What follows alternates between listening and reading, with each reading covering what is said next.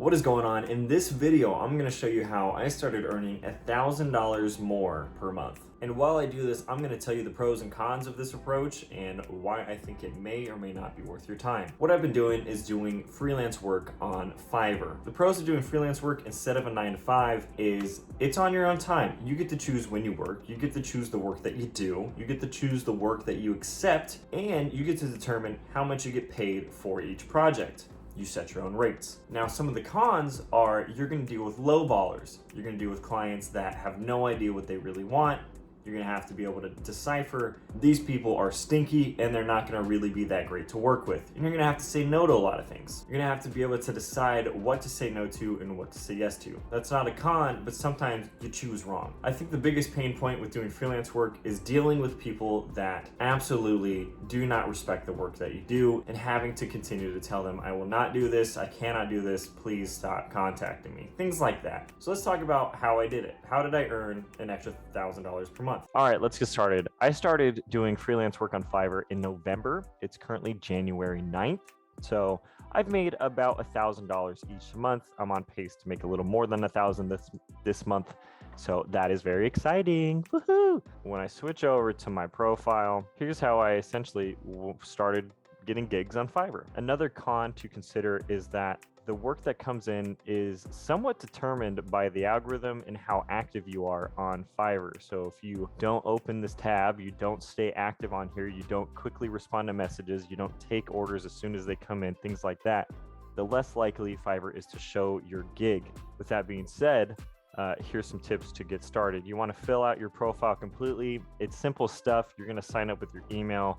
I really wish I would have chosen a pseudonym, if I'm being honest, because people are weird, some weird people. However, I don't think it's a necessity that you show your face, but I have noticed that it builds much more trust with clients quicker. And I feel like I can trust people quicker when their profile is their face. I mean, I'm sure they could be catfishing, but I don't think most people do. It's a freelance website. If you're catfishing on a freelance website, that's kind of weird.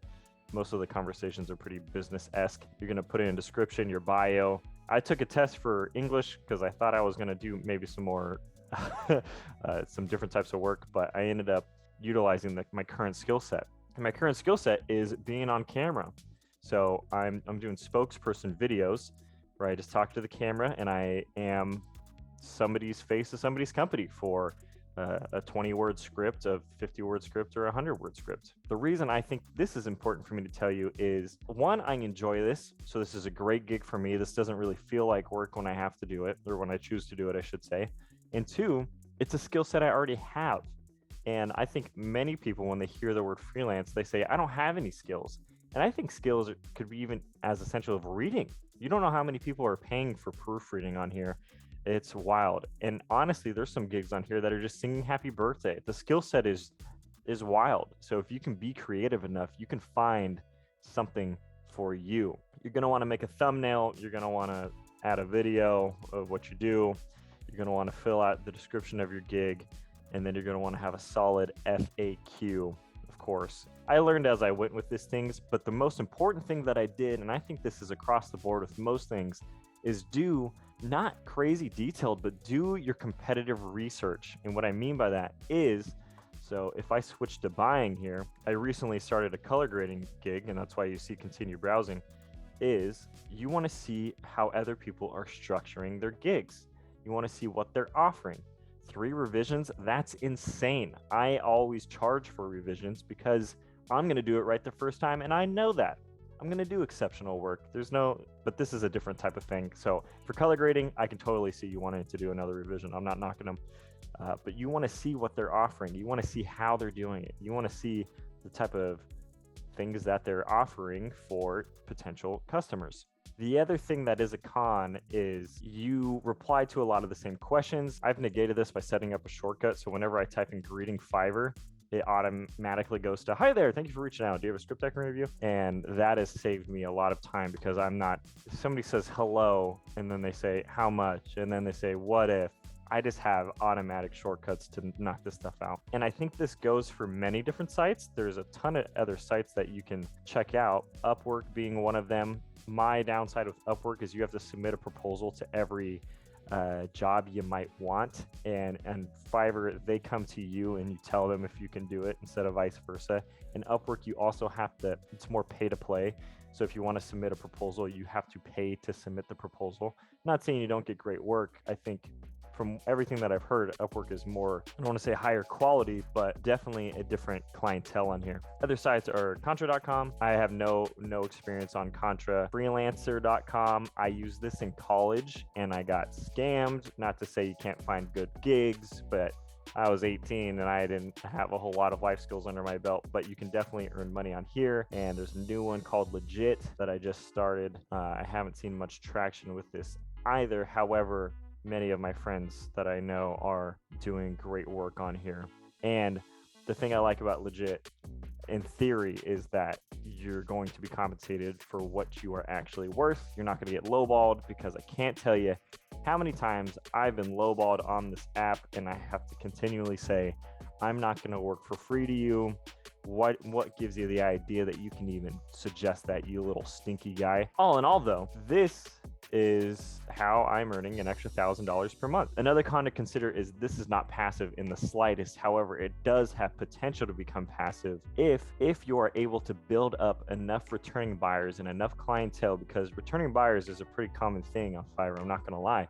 You can begin outsourcing the work that you do. I chose something that is more difficult to outsource per se. I would have to hire another spokesperson to take my place and it not be my face doing these things, which I don't think would be too difficult. But think of like VA services, video editing services, anything that doesn't require you physically being a part of the product. You can easily begin to outsource these things as time continues. And answering all those messages, that as you continue to grow gets outsourced to VAs as well. So right now, this is a time for money effort, which is fine. It's good money, great experience. I'm having fun doing it. But eventually, you want to be the owner of all of your businesses. You want to be the owner of everything you're doing that's making money. And when I say owner, I mean you have a process in place and people in place that are going to keep the wheels turning, whether you're there or not. I want to be able to manage all of my businesses from an island sipping on a coconut with a straw under a palm tree. That's where I want to be running my business from. And I don't want to get calls at 2 a.m. And I don't want to be, this is another con for Fiverr or any freelance gig, on call. You have to set your own boundaries as to when you're going to respond to these messages. But when they do come up, these platforms are, check this out, I'm going to share one more time. They are gamifying your use of this by saying, hey, your average response time is 4 hours. You better pick it up. You better be more involved. You better be this and that on our platform if you want us to keep pushing your gig. The other thing that I do, which who knows if it's of good use or not, is I spend money to get ads on Fiverr. I've spent $40 and I've made a revenue of $277 from these orders. I'm putting $10 a day into this. I don't know how worthwhile it is to use these promotion and paying for clicks. However, this is a good ratio of earning more money spent to revenue. That's fine for now, but if it gets any higher, I'm gonna have to pull it down. It's interesting that you do have this ability on their platforms to advertise your own stuff. Anywho, this is how I am earning an extra $1,000 per month. You can do this as well. If I had a W-2 job and I was doing this, I would have been making a killing. I would be making a killing, increasing my income. Imagine if you made an extra $12,000 a year.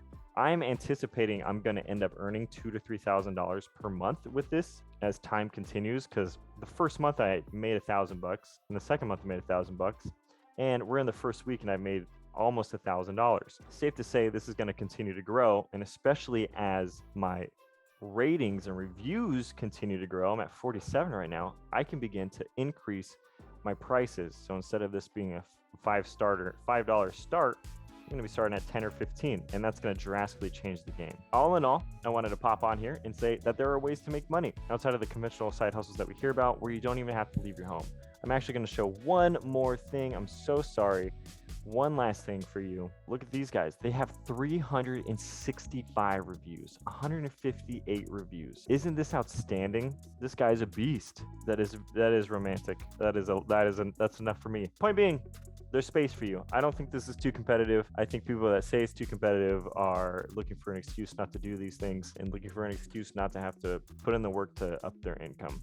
So don't let that be you. If you want to up your income, think outside the box. Check out these freelance sites and see if any of them are a good fit for you. All right.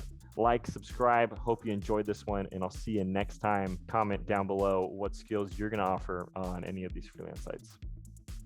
Peace.